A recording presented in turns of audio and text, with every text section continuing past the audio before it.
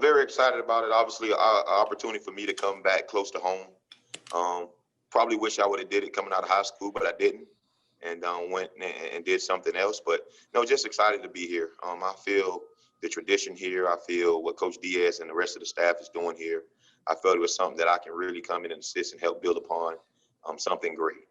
Coach Diaz is doing a tremendous job of getting the program where it needs to be. I think he's doing it with the right people, and in fact, bringing in the right kids to get this program where it needs to be. So I wanted to be a part of it. Just speaking with him the little short time I did during the off time, where I got a chance to get with him on some Zoom calls, talk a little football and philosophy and the way he saw the program going, and it was something that I knew I wanted to be a part of. Great.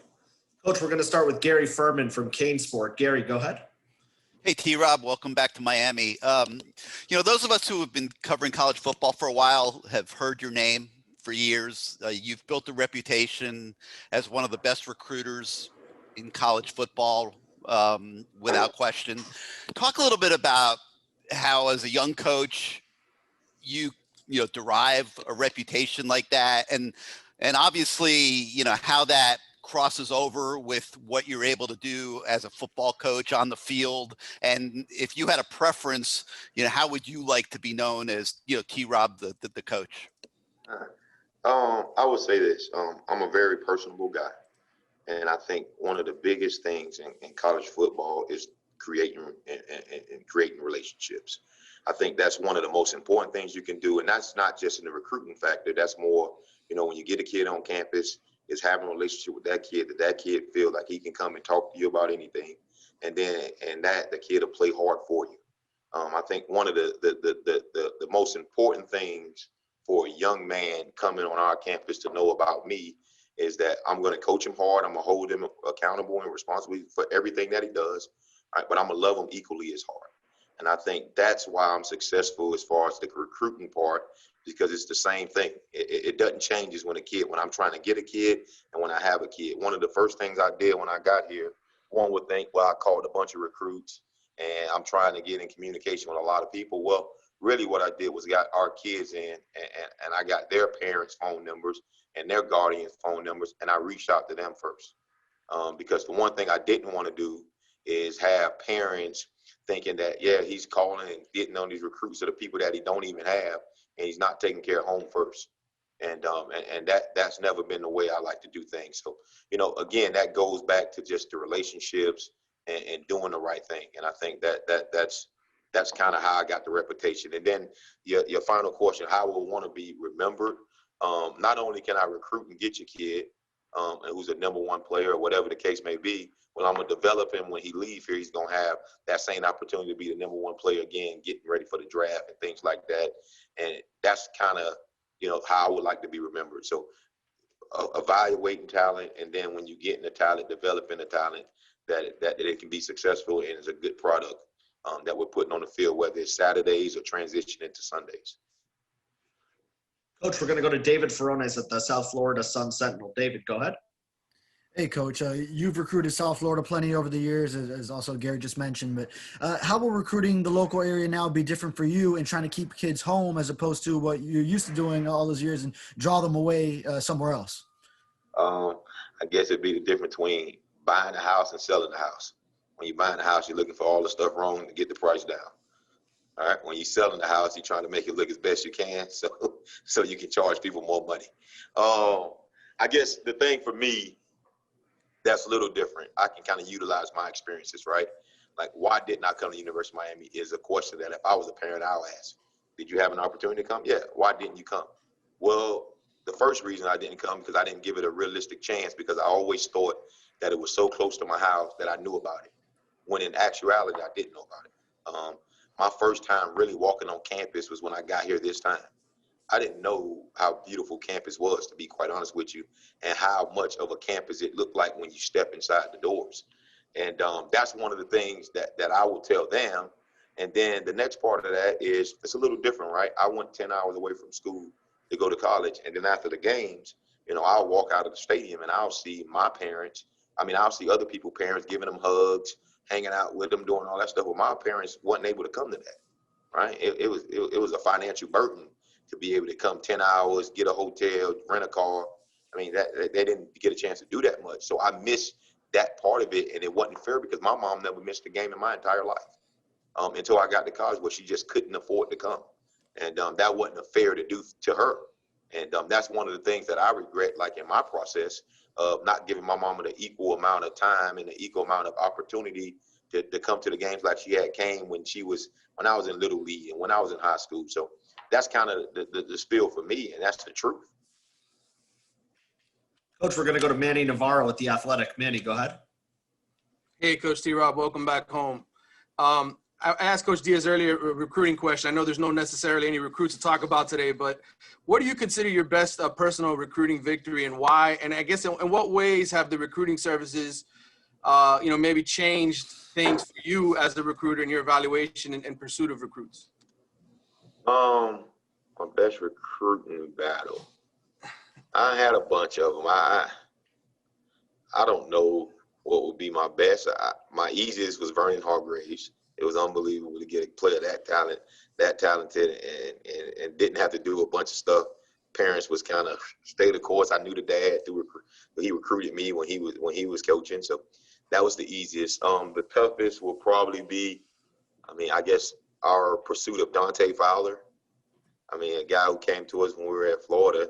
He was a talented young dude who was committed to the other school up top in Tallahassee. And he ended up coming down to our place, and I couldn't believe it because I didn't believe him. He told me he was coming the whole time, and I just didn't believe it. And we kept recruiting him, and he ended up coming. But I'll probably be one of the ones that I wasn't so certain about, I guess. But I done been in a bunch of tough battles, man, in my life. I done won some, and I done lost some, but I done won a lot more than I done lost. Coach, we're going to go to Barry Jackson at the Miami Herald. Barry, go ahead. Hi, Coach. Just wanted to ask you if you've had a chance to watch any tape and what your impression is of the quality of your safety room, obviously with three veterans with Bubba, Gervin Hall, and Amari. And also, when you look at James Williams, what do you think as far as how good he can be? Does he remind you of anyone? I think our guys are extremely talented. I think it's some things that we can do from a discipline standpoint, technique standpoint, that we can do a lot better. And that was kind of the meeting that we had this morning. What was that? Like doing the little things right, whether it be eye control, whether it be proper angles of tackling, whether it be staying in the middle of the field, whatever the case may be, it's the little things. And the thing that my message then, when you take care of the little things in life, the big things will take care of themselves. And that's something that my high school coach instilled in us when I was in high school. And it's something that we need to get back to the basics and the details of your job and do your job. And that was kind of what we did. As far as the talent of the guys, I think they're extremely talented. I think they can play man-to-man. They can play zone. They can do some different things like that. I think they have some game reps behind them. And I think, sometimes, we got to break some of the habits that they have because they've been doing them for a while and get some of that part of it out of there. But I think it helps with new coaching staffs able to do it because there's going to be some different individual drills they're going to do. There's going to be some different way of explaining things that will happen. So I think it'll be good for everybody to kind of get out of their comfort zones. And that's what Coach Diaz talked to the team about today. It's about getting out of your comfort zone and being uncomfortable in your own skin and doing what you need to do. So I think that's going to help us. But I think from an athletic part, what we need, I think from a detailed, we're ways away and we need to get better. Speaking of James, I think he's an athletic, talented dude. It's crazy how the recruiting process worked, right? He wouldn't pick up the phone for me much, all right, when I was trying to recruit him at the other school I was at. And then now, look at me now. So I called him as soon as I took the job, and I said, you've been running away from me for 2 years, all right, and telling me you're going to come down, you're going to hang out, and you never came. Now you got to be nice to me because I kind of control your playing time. So I was messing with him like that. And same thing for Cameron Kitchens and those guys. It's no different. Those guys didn't want to talk to me a couple of months ago, but now all of a sudden I'm their best buddy. So it's been fun to tease those guys. And I see a lot of guys here that I recruited over the years that didn't come and here now. And I say, well, I just had to follow you, right? So you didn't come where I was at. I came where you were. And you talk about Elijah and some guys like that I just been knowing. So I'm excited to see some of these guys. And that's why I tell these kids, even in the recruiting process, as you go through it, like you never know. You never know. The same people you meet, my grandfather used to say, the same people you meet going up, you're going to meet coming down. And if you do things wrong and you're not handling your business the right way, well, then stuff like this happen, right? The coach come there, and then now you've been a guy who wasn't a good guy, then that's a problem. But, those guys were great guys. Everybody handled their situation appropriately. So I'm excited about these guys, man. I'm excited to be here and be the new guy and get out of my comfort zone, to be honest. I've been with Coach Muschamp for 10 seasons consecutively, and I GA for him before that, a couple years prior before that. But, it's good for me to get out and do some different things, learn some different ways of doing it. There's more than one way to skin a cat. And I'm excited to learn this way, and it's been going good so far. Coach, we have Gabby Urrutia from 24/7 Sports. Gabby, go ahead. Hey, Coach. You've been here a couple weeks already. I just wanted to kind of get your early initial thoughts on, some guys you've seen on tape, the 2022, 2023. Just how do you feel about, the quality of talent here in South Florida and in these upcoming classes that you've been able to kind of get ahead of and start watching? Yeah, well, obviously I can't talk about the recruits Yeah, of course. that way. But what I will say, this place is always filled with talent, and we're not lacking for that. And, the surprise is big people. We got a lot of big people around our area in these tri-counties that we're very excited about. And the key to the drill is to keep the big people staying home. And if we can do that, we're going to have a chance to be really, really good.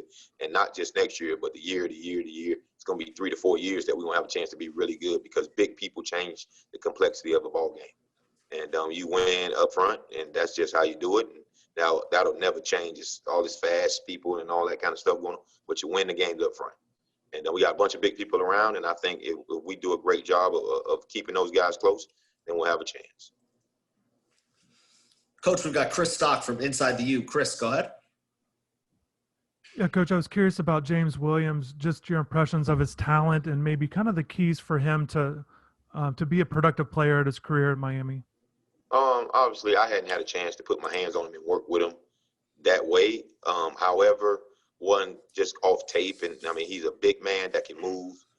So always, watching his weight, making sure he's not getting overweight, because he is a big person. To play secondary and cover and do some of the things that we got to do, he got to do a good job with that, which he definitely will. But I speak to him all the time, and just kind of making sure academically he's finishing up the right way and doing all the stuff that he needs to do before he get here. But he's an exciting young player, and he's a physical guy, and he can play multiple spots. But I think that his home will be safety, and he'll be able to do all the techniques and all the things that we do because of his athleticism. Coach, we've got 2 more for you. We're going to go first to David Lake at 24/7. David, go ahead. Yeah, Coach, just want to ask you about Tyreke Stevenson and, what you know about him. What are your thoughts on his talent? Yeah, well, I played against Tyreke 2 years back to back. So I've been knowing Tyreke for a long time. We recruited him coming out of high school. He's a talented young man who did a really good job at the other school he was, playing some nickel, playing some outside at corner. We'll play him at corner here. And he's a guy that's big, long, and can run, and got ball skills, and he competes. But, his focus, from me knowing him, I guess 3 years ago when he was in high school as opposed to now, you can see how his focus has changed. Here's a guy who's coming in and he knows his business, and he needs to play well for him to accomplish and do all the things that he want to do. But, he's in a great mindset right now, and I'm excited about him. And he got a chance to be a really good football player and compete, to be out there and doing what we need him to do. Coach, this is the last one for you. We have David Wilson from the Miami Herald. David, go ahead. Hey, Coach. Nice to meet you. I was actually going to ask about Tyreke also. So I'll ask, though, just kind of about the cornerbacks in general, maybe what you saw in film from last year that's kind of stood out, kind of similar to what we were asking about the safeties earlier. What stood out positive, and what do you kind of feel like can when you start looking at a combination of DJ Ivy, you look at Corey Couch, you look at Al, you look at, those probably the primary 3 guys that played. And when you start to look at those guys, the talent is there. DJ is very talented. Corey, those guys are very talented players. But it's the same thing we talked about in terms of safeties, just doing the little things. And I think sometimes you get so into the system and systematics, and you lose out on the fundamentals of your position, and it happens everywhere. And sometimes a change is good. So now coming in and reteach some of the things to get those guys to be successful. I think Coach Rump did a really good job with those guys. Just the quality of guys that's in the room, the talent that's in the room. I think we just got to continue to get better and develop. And I think we're on the verge of doing that. Those guys are asked to do a difficult job on a day-to-day basis. And they play a lot of man-to-man. They play a lot by themselves. And, you're going to give up some plays. We can't give up the explosive plays. So as I go through and look at the point of attack tape or when balls was thrown to them or ran to them or whatever, like how are we playing in those situations? And when we give up something, what we do on the next one. And that's one of the things that we're kind of working on right now, of bringing some tapes for those guys that we can sit down and watch it and kind of just go through the entire season of when they had opportunities to make plays. But they're talented. I think Tyreke adds to that room.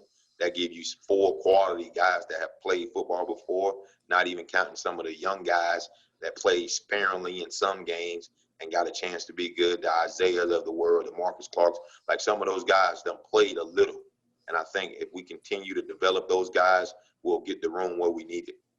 But I'm excited to work with those guys. And I think Coach Van Dyke is doing an amazing job of relating with those guys and sitting down and going through technique and those things. So I'm excited about where we have the potential to go.